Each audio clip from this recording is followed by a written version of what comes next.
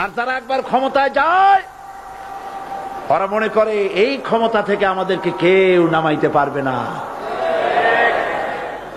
স্বৈরাচারীরা তার পতনের সমস্ত ছিদ্র বন্ধ করে, কিন্তু একটা ছিদ্র বন্ধ করতে পারে না।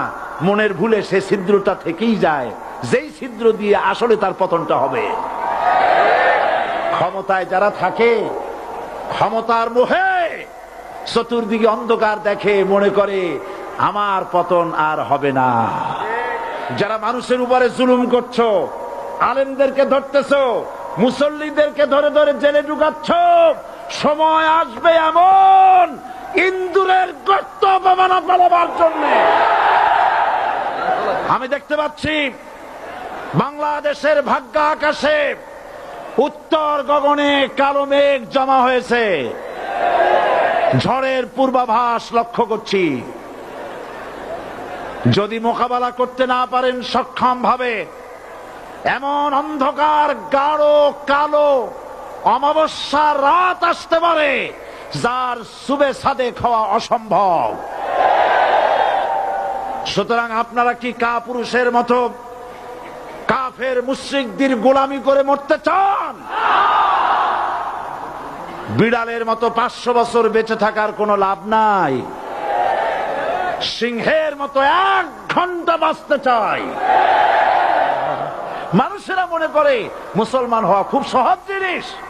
না, মুসলমান হওয়ার অর্থ হলো শাহাদাতের ঈদগাহে শামিল হয়ে যাওয়া। যারা ইসলামী শাসন চান, আল্লাহর দ্বীনকে বিজয়ী দেখতে চান, তাদেরকে অসংখ্য মানুষকে পোড়াইটের মতো জেলখানায় পুড়ে পুড়ে মরতে হবে।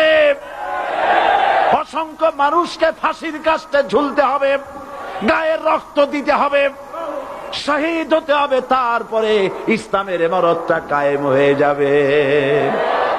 আমাকে রাজাকার বলে জনগণ থেকে বিচ্ছিন্ন করবা, জনগণ থেকে আমারে বিচ্ছিন্ন করা যাবে না। কারণ এই জনগণ আমার জন্য আসে না, এই জনগণ আসে আল্লাহর কোরআনের জন্য।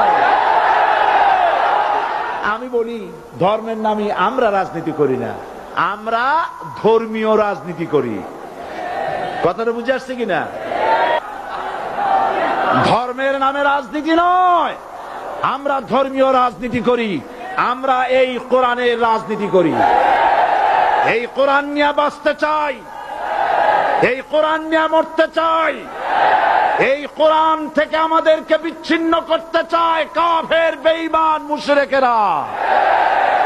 ও আমার জাতি, কোরআন থেকে যারা বিচ্ছিন্ন করতে চায়, তোমরা কি তাদের বিরুদ্ধে জিহাদের জন্য প্রস্তুত থাকবে?